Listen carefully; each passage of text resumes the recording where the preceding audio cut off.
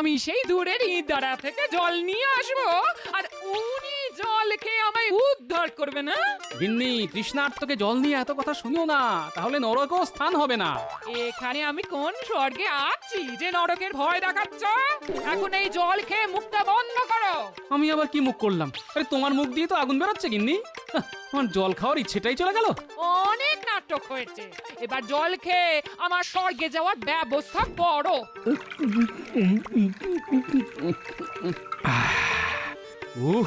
এই যাত্রায় প্রাণটা বেঁচে গেল। তোমার স্বর্গে যাওয়ার আর কোনো বাধা রইল না গিন্নি।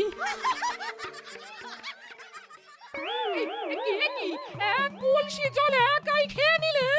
এই তোমার তো পাতালেও জায়গা হবে না। হ্যাঁ, পাতালেই জল থাকে, আর জল মানেই জীবন। আমি পাতালে গেলে তোমার জন্য জল নিয়ে আসবো গিন্নি। এত জল যে খেয়ে কুলোতে পারবে না। তুমি রাজসভার লোক, তুমি কেন যাবে? যাব আমি। আর শোনো, এই দূর দূর গ্রাম থেকে জল আনতে পারছি না। তোমার বুদ্ধি নিয়ে আমার চিরকালই সন্দেহ ছিল, আর এখন এখন আরো আরো বাড়ছে বাড়ছে। মহারাজকে বলে বাড়িতে একটা ইঁদারাও খুঁড়াতে পারছো না? না, পারছি না। সারা দেশ জুড়েই এখন খরা চলছে। আমি একার জন্য কি করে ইদারা খুঁড়তে বলি বলো তো? তাহলে পাতালেই থাকো আর পেট পুড়ে জল খাও, আমিও বাঁচবো। আর তড়িবাত করে রান্না করতে হবে না। হ্যাঁ,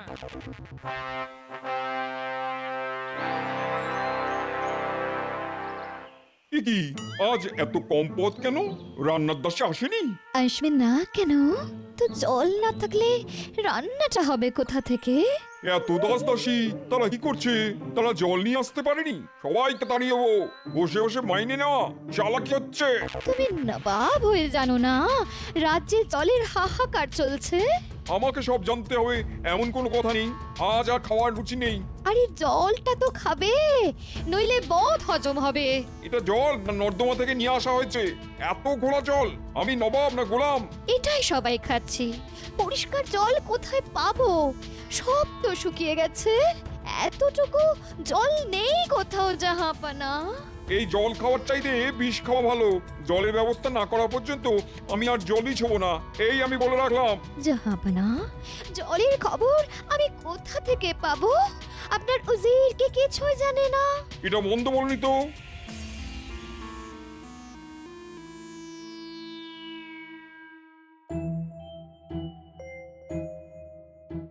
মহারাজ, রাজ্যের কোথাও জল নেই। মনে হয় এবার পাতালেই বাস করতে হবে। আমার কানেও এসেছে রাজবাড়িতেও এখন জলের খুব অভাব। তা কি করা যায় বলো তো মন্ত্রী? কেন মহারাজ, সাগর থেকে জল নিয়ে আসবো? কলসি করে? তা মহারাজ, এই কাজটা মন্ত্রীমশাইকে দিন না। সাগর থেকে মিষ্টি ও পরিশুদ্ধ জল নিয়ে আসবে। আমি কোনো পরামর্শ দিলেই গোপাল তাতে বাধা দেয়। এটা কি ঠিক হচ্ছে মহারাজ? গোপাল বাধা দেয় বলেই আমার রাজত্ব এখনো টিকে আছে। হ্যাঁ, আর তোমার কথাই চললে না কবেই প্রজারা আমায় তাড়িয়ে দিত। হ্যাঁ, তা ঠিক বলেছেন। আসলে আমি যে বুদ্ধি দিই তা গোপাল বুঝতেই পারে না। ওর যদি বুদ্ধি না থাকে তার জন্য কি আমি দায়ী? মন্ত্রীমশাই এতদিনে এই মহান সত্য কথাটা বুঝেছেন। সত্যিই তো, আমার যদি বুদ্ধি কম হয় তার জন্য মন্ত্রীর কি দোষ? তা মন্ত্রী, তা এবার বলো তো রাজ্যের জলাভাব কি করে মেটানো যায়? সাগর থেকে নদী কেটে যদি আমাদের রাজ্যে নিয়ে আসা যায় তবে আর জলের কোনো অভাবই থাকবে না। মন্ত্রীমশাই ঠিক কথাই বলেছেন। তবে প্রশ্নটা হলো, কে এই নদী খুঁড়বে? মন্ত্রীমশাই? আমি একা কেন খুঁড়বো মহারাজ? আমি রাজ্যের মন্ত্রী। আপনি বরঞ্চ গোপালকে খুঁড়তে বলুন। কোদাল চালাতে ও ওস্তাদ। খোঁড়ার কথাই যখন উঠলো তখন ইদারা খোঁড়াই ভালো। রাজ্যে যদি বড় বড় ইদারা খোঁড়া যায় তবে জলের কষ্ট মিটে যাবে। পাতালে যে কি আছে তা মন্ত্রীমশাই জানতে পারবেন। তাহলে আর জল আনতে সাগরে যেতে হবে না। দেখলে মন্ত্রী, একেই বলে গোপালের বুদ্ধি। হ্যাঁ, আর তোমার মতো নির্বোধরাই সাগর থেকে জল আনার কথা বলে। কাল থেকে গোপাল ইদারা খোঁড়ার জন্য লোক লাগাও। উচিত, আজ তোমার দুটো কানই যদি কেটে দিই তাহলে কেমন লাগবে? তাহলে তো জাহাপানা আপনারই ক্ষতি। আমি কানে না শুনলে আপনার আদেশ মানব কি করে? বুঝলাম, আচ্ছা যদি তোমার চোখ গেলে দিই তাহলে কেমন হয়? খুব ভালো হয়। নবাবরা সাধারণত উজিরদের চোখ দিয়েই তো রাজ্যটাকে দেখে। আপনি সেটাও দেখতে পাবেন না। কাজের মধ্যে কাজ এটাই হবে। তোমার কি মনে হয় তুমি চোখে দেখতে পাও? না হুজুর, আজ সব কিছুই কেমন জানি আবছা আবছা লাগছে। আসলে নবাব কুপিত হলে উজির কখনো চোখে পরিষ্কার দেখতে পায়। শুধু আজ কেন, মনে হয় বহুদিন ধরেই তুমি চোখে কম দেখো। নইলে দেশে যে এত জলাভাব তা তুমি দেখতে পাওনি কেন? আমি পর্যন্ত আজ নর্দমার জল খেয়ে এসেছি, তুমি কি আমার মৃত্যু চাও? হুজুর, আমি বড় বড় ইদারা খোঁড়ার জন্য অনেক চেষ্টা করেছি, কিন্তু লোক পাচ্ছি না হুজুর। তারা সবাই জল আনতে অনেক দূর দূর গ্রামে চলে যাচ্ছে। ইদারা খোঁড়ার সময় তাদের তো নেই। তাহলে তো খুবই বিপদ, লোক পাবো কোথা থেকে? আপনার কি মনে হয় আমি সেটা ভাবিনি? ভেবেছি হুজুর, জব্বর একটা বুদ্ধি বার করেছি। বলে ফেলো, আমার আর তর সইছে না। আপনার হাতেই তো লোক আছে। আমার হাতে লোক থাকলে কি আর তোমায় এখানে বসিয়ে রাখতাম? তা একেবারে ঠিক কথা বলেছেন, কিন্তু লোক তো আপনার হাতেই আছে। আমার হাতে আছে অথচ আমি জানি না। কে বলো? কেন মহারাজ, কৃষ্ণচন্দ্রের সভাসদরা শুনলাম তারা নাকি বড় বড় ইদারা খুঁড়তে শুরু করেছে। লোকের অভাব নেই, কিন্তু মহারাজ নবাবকে টক্কর মারবে সেটা কি খুব ভালো দেখাবে? প্রজারা তো দুয়ো দেবে আপনাকে। সভাসদদের এখানে নিয়ে আসতে পারলে ওদের কাজ বন্ধ হয়ে যাবে, আর আমরা তাদের দিয়ে ইদারা খুঁড়িয়ে নেব। এটা তো ভালো বলেছো উজির, কিন্তু তাদেরকে এখানে আনবো কি করে? সামান্য একটা প্রশ্ন করার জন্যে। কি সেই প্রশ্ন? মাটির তলায় কি আছে? আর কেউ না পারুক, গোপাল এই প্রশ্নের উত্তর দেবেই। ব্যাস, তাহলে আপনি বলবেন প্রমাণ করে দেখাও, আর প্রমাণ করতে গেলেই ওদের মাটি খুঁড়তে হবে। 9 জন 9টা ইদারা খুঁড়ে ফেললে আর আমাদের জলের কষ্ট থাকবে না। বাবা, বেশ বুদ্ধি দিয়েছো তো। তাহলে ওদের কাছে দুধ পাঠাও, অবিলম্বে যেন তারা এখানে এসে প্রশ্নের জবাব দেয়। 9 জনকেই কিন্তু আসতে হবে। জি জাহাপানা।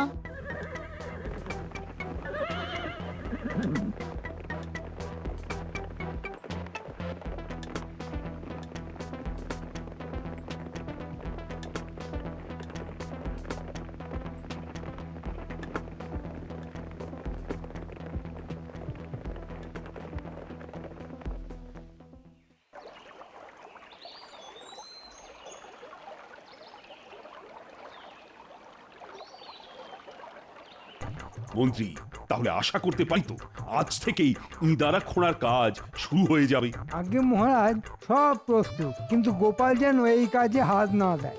না, মাটির নিচে যে জল থাকে সেটা আমি জানি, মন্ত্রী মশাই হয়তো জানেন না, তবে এবার জানতে পারবেন। গোপাল যদি সবই জানে তবে আমাকে বাদ দিন মহারাজ, গোপালই করবে। না, মন্ত্রী মশাইয়ের জানা দরকার মাটির তলায় কি আছে। মাটির নিচে যে মাটি থাকে তা আমি জানি মহারাজ। তারও নিচে কি থাকে সেটা তো জানতে হবে নাকি? গোপাল কিন্তু আমার জ্ঞান নিয়ে মস্করা করছে মহারাজ। কি ব্যাপার দূত, আর নবাবের সব ঠিক আছে তো?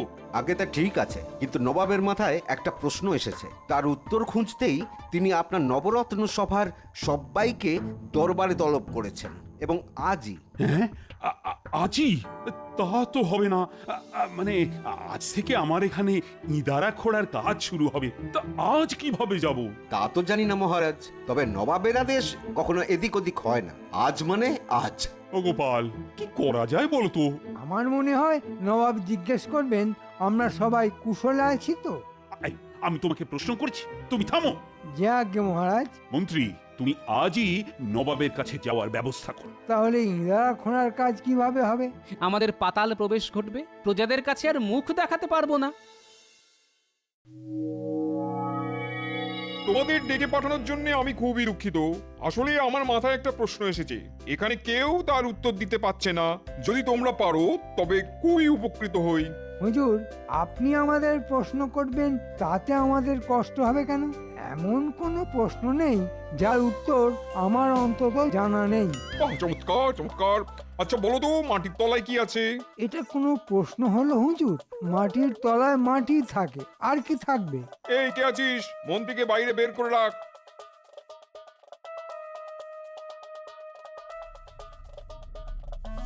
এবার বিজ্ঞানী আপনি বলুন মাটির তলায় কি থাকে?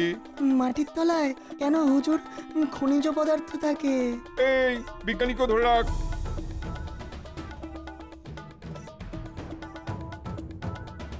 এবার গোপাল বলো তো কি থাকে? জল হুজুর। এটা তো খুব সহজ প্রশ্ন হয়ে গেল। না, ততটা সহজ নয়। তোমাকে তো প্রমাণ করতে হবে যে মাটির তলায় জল থাকে।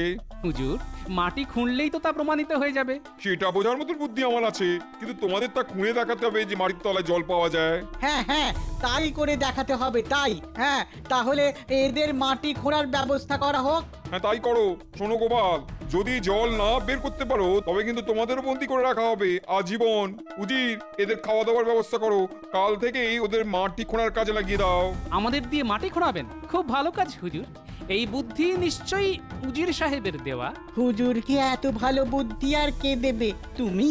না না না, আপনার মতো বুদ্ধি কি আর আমার আছে? থাকলে তো আপনার জায়গায় আমিই থাকতাম। এখন কথার চালে আর সময় নষ্ট করে লাভ নেই। কাল সকাল থেকেই মাটি খোঁড়ার কাজ শুরু হবে। আর হ্যাঁ, 9 জনকেই প্রমাণ করতে হবে যে মাটির তলায় জল আছে। কি উজির, ঠিক বলছি তো?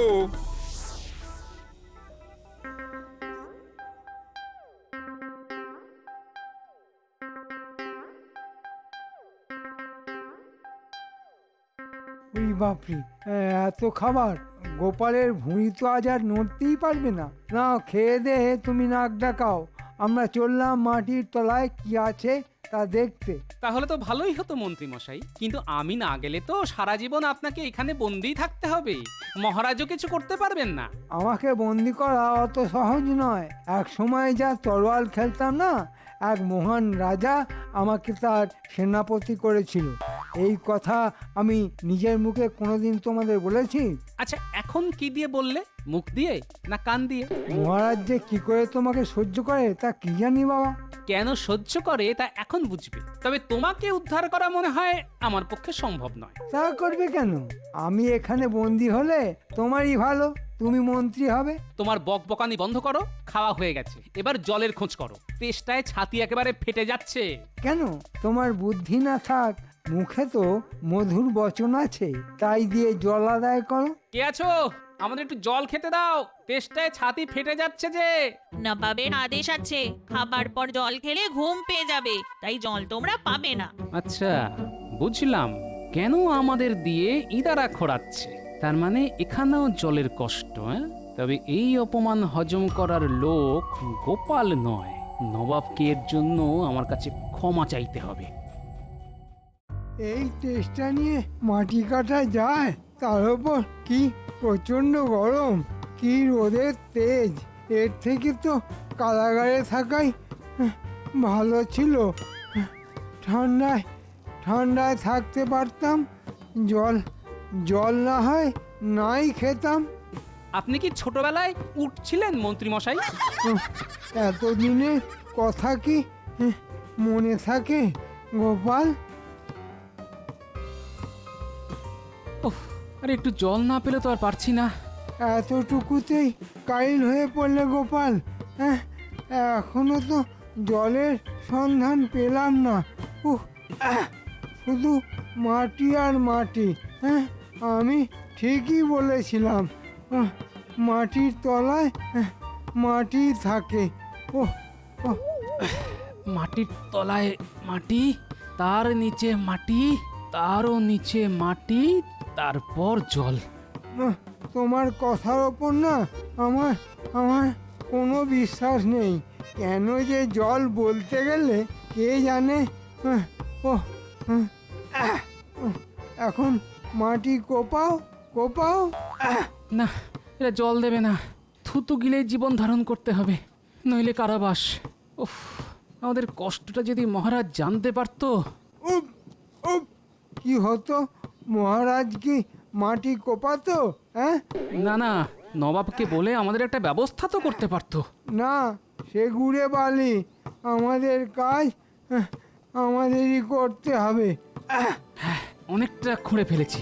এবার ধারগুলি কেটে কেটে সিঁড়ি বানাতে হবে, নইলে নিচে নামতে পারবো না। একবার সিঁড়ি তৈরি হয়ে যাক, তারপর শুরু হবে আমার খেল।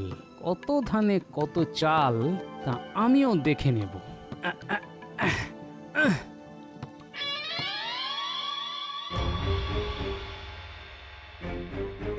ব্যাপারে কিছুতেই শান্তি পাচ্ছি না। কি ব্যাপারে মহারাজ? আপনি কি গোপালদের কথা বলছেন? সেটাই ভাবছি। আমার প্রজারা এদিকে জলকষ্টে আছে, দূর দূর গ্রাম থেকে খাবার জল নিয়ে আসছে। সেই জন্য ইঁদারা খোঁড়ার কাজ শুরু হবার মুখে নবাব তাদের নিয়ে চলে গেল। বিষয়টা কেমন জানি লাগছে। আমার মনে হয় ইঁদারা খোঁড়ার কাজটা নবাব আগেই করতে চায়, যাতে প্রজারা বলতে না পারে মহারাজকে দেখে নবাব এই কাজ করেছে। আমারও তাই মনে হয়, কিন্তু একটা ব্যাপারে না খটকা রয়ে যাচ্ছে। কি ব্যাপারে খটকা মহারাজ? আমার নবরত্নের সব সদস্যকে কেন ডেকে পাঠালো? এর পেছনে কি কোনো চক্রান্ত আছে? থাকলে আপনি কি করবেন মহারাজ? তবে চিন্তা করবেন না, গোপাল যখন সঙ্গে গেছে ওরা গর্বের সঙ্গেই ফিরবে।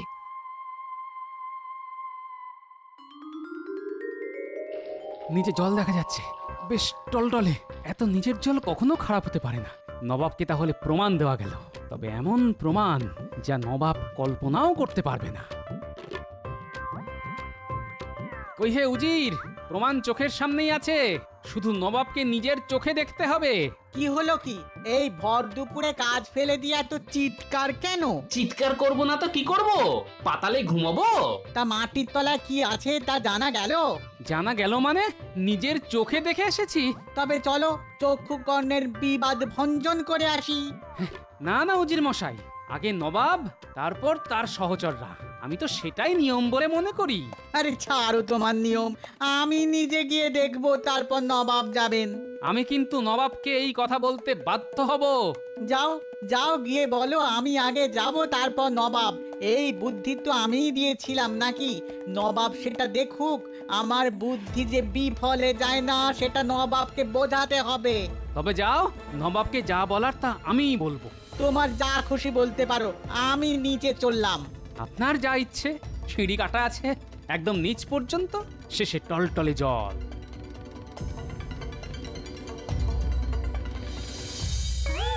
উরে বাপরে, উরে বাপরে, এই যে পাতালের দিকে চলেছি। কে আছো? বাঁচাও, বাঁচাও।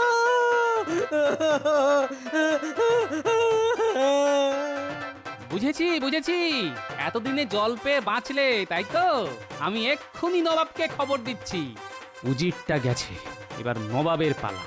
মজা দেখাচ্ছি আমি। আমার নাম গোপাল। হুজুর, হুজুর শিগগির আসুন। মাটির নিচে কি আছে তার সন্ধান আমি পেয়েছি। টলটলে জল, একেবারে পরিশুদ্ধ। ওহ, প্রাণ ভরে খেয়েছি। আপনি নিজে একবার সেই জলের স্বাদ নিন। হ্যাঁ হ্যাঁ হ্যাঁ, আমি এক্ষুনি যাচ্ছি, কিন্তু উজির কোথায় গেল তাকে তো দেখতে পাচ্ছি না।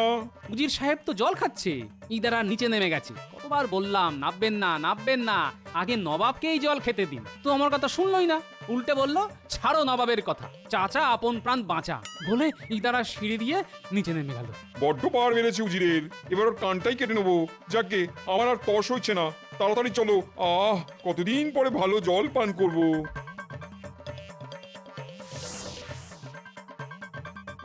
ওই দেখুন কেমন ইদারা কাটা হয়েছে, নিচে নামলে দেখতে পাবেন জল একেবারে টলটল করছে। কি মিষ্টি তার স্বাদ। আপনি আগে নামুন হুজুর, তারপর আমি আসছি। বাঁচাও, বাঁচাও, বাঁচাও, বাঁচাও, নিচে কাউকে নামাও, বাঁচাও। উজিরের গলা মনে হচ্ছে বেটা বলছে নাকি? কি আর বলবে, বলছে বাঁচলাম, নবাবকে নিচে আসতে বলো। আমি আসছি, ওর মজা দেখাচ্ছি। এবার নামুন হুজুর, সিঁড়ি বেয়ে বেয়ে।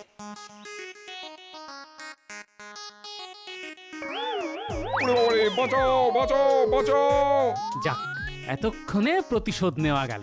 তথে সার্থং। তোমাদের বুদ্ধিতে ওদের দিয়ে ইদারা কাটার ব্যবস্থা করা হলো, এবার উঠবো কি করে? আহমক কোথাকার। আমি কি জানতাম যে গোপাল এইভাবে প্রতিশোধ দেবে? ব্যাপারটা কিন্তু খুব খুব অন্যায় করলো গোপাল। অন্যায় করেছো তুমি। আগে ওপরে উঠি, তারপর তোমার কান যদি আমি না কাটি তো আমি আর নবাব থাকবো না। এবার নিচে নামা যেতে পারে। নবাবকে বলতে হবে কি অন্যায় করেছে উজির, আপনাকে ভুল বুঝিয়ে। ওদিকে আমার দড়ি আর আংটা রাখা আছে।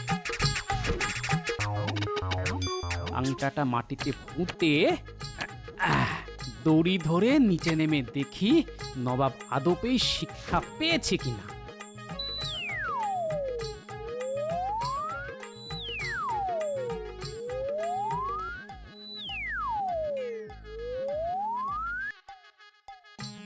গোপাল তুমি এসেছো, এসো ভাই আমাদের বাঁচাও। এই ঠান্ডা জলে বেশিক্ষণ থাকলে সর্দি গরমি হয়ে আমাদের মরতে হবে। আমাকে ওপরে ওঠাও ভাই। একটা কথা মনে রাখবেন হুজুর, চালাকির দ্বারা কোনো মহৎ কাজ হয় না। আমরা রাজসভার পারিষদ, আমাদের দিয়ে এই কাজ না করালেও পারতেন। খুঁজলে ইদারা কাটার লোক আপনি পেয়ে যেতেন নবাব বাহাদুর। ঘাট হয়েছে গোপাল, এবার আমাদের ওপরে তোলো লক্ষ্মীটি সোনা। একটা শর্তে, যে নখানা ইদারা আপনি আমাদের দিয়ে কাটালেন সেখান থেকে রোজ 9 ঘড়া জল আমাদের বাড়ি পাঠাতে হবে। রাজি? নিশ্চয়ই নিশ্চয়ই, এটাও এমন কি কথা? আপনি কিন্তু কথা দিলেন, নবাব কথা দিলে কিন্তু তার ফেরানো যায় না। তা কি আর আমি জানি না ভেবেছো গোপাল? সব জানি। এই মরকট উজিরটাকে না তাড়িয়ে আমি ছাড়বো না।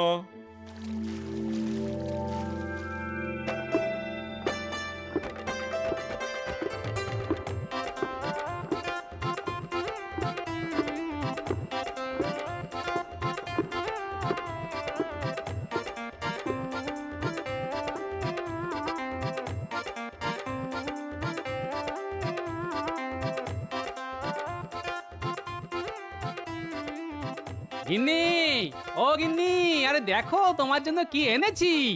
মা, তুমি তুমি কোথা থেকে আসলে?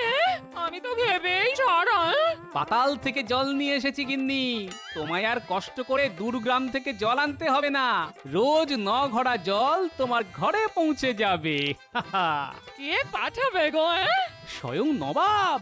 মাটির নিচে কি আছে তা বিস্তারিত ভাবে বুঝিয়ে দিয়ে এসেছি, আর আমার পিছনে লাগার সাহস পাবে না। শঠে ষাট্টং